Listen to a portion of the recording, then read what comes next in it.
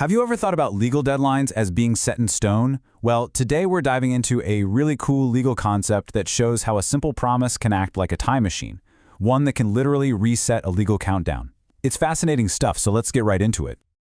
So, here's the big question right up front. Can a legal deadline ever be reset? I mean, you've got a right to a claim, but time is running out. Is that it? Is it just game over? Or is there some kind of secret reset button you can push? Let's make this real. Imagine this. Someone owes you money. The legal clock is ticking, and I mean loudly. You have until tomorrow to sue them or you lose that right forever. Then, just in the nick of time, they get in touch. They admit it. They say, yes, I owe you, but they're pleading for more time. So what do? If you say yes, your deadline passes. If you say no, you might be heading straight to court. It's a tough spot, right? That whole dilemma really gets to the heart of what we're talking about today, this ticking clock problem.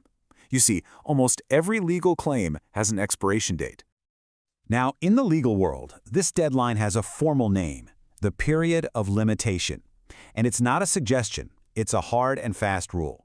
Once that clock runs out, your right to take legal action is pretty much gone for good. A court will just look at your case and say, sorry, you're too late. But what if I told you there is a solution? There's a sort of legal reset button built right into the system. And in India's Limitation Act, this powerful tool is called acknowledgement. So, what exactly is an acknowledgement?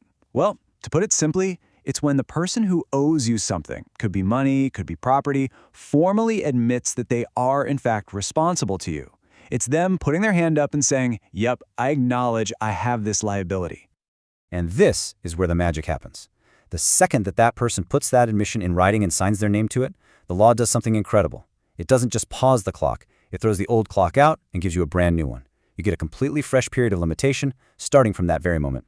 Now, of course, it's not quite as simple as a phone call or a casual chat. For an acknowledgement to have this kind of legal power, it has to play by a few very specific, very important rules. Let's call them the 3 golden rules. First, it's got to be in writing. A verbal promise won't cut it.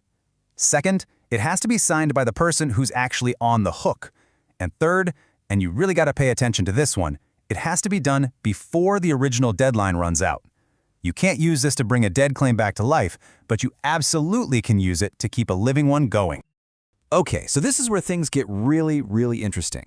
You might be thinking this written note has to be a perfect, formal promise saying, I promise I will pay you soon, right? Well, not even close. The law here is surprisingly flexible. Get ready for this, because some of these are wild. A statement that just vaguely says, I know I owe you some money, but doesn't name a figure, that counts. An admission made to a complete stranger, a third party, that counts too. Even a message that says, hey, I know I owe you, but remember you owe me for that other thing, even that is a valid acknowledgement. But the most incredible one? A letter that literally says, I acknowledge that I owe you this debt, but I am refusing to pay you. Even that resets the clock. Why? Because the key isn't the willingness to pay, it's the admission that the liability exists. Okay, so we've talked about written words, but what if the acknowledgement isn't words at all? What if it's an action? Well, that brings us to another way to hit that reset button, a part payment. The law is smart about this. It recognizes that when someone pays you even a little bit of a larger debt before the deadline is up, that action speaks volumes. That payment is, in itself, a powerful admission that the whole debt is real and valid. Now, here is probably the single most important difference between these two types of acknowledgement, so listen closely.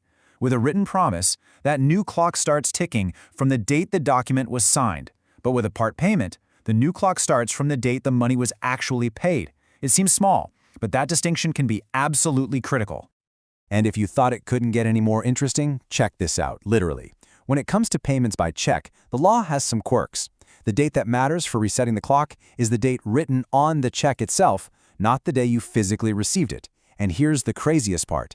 Even if that check bounces later on, it still counts as a valid acknowledgement that resets the deadline.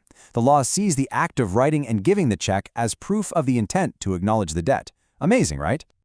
So, after all of these rules and surprising details, you're probably wondering, why? Why does the law have this reset button in the first place? Is it just some kind of sneaky loophole? And the answer is a definite no. This is no loophole. It's actually a very thoughtful, carefully designed part of the legal system, and it's all about fairness and common sense. You can think of it like a balancing act. On one side, it gives a debtor who's maybe in a tight spot a chance to do the right thing without being immediately dragged to court. On the other side, it protects the creditor, making sure they don't lose all their rights just because they decided to be patient and understanding. And the result? It encourages everyone to try and sort things out themselves, which keeps a lot of cases out of an already crowded court system. It's a win-win-win. So, when does a simple promise become a powerful legal tool? It happens when it's put in writing, signed, and delivered at just the right time. It's a reminder that, in the world of law, sometimes the simple act of acknowledging the truth can be powerful enough to literally rewrite the clock.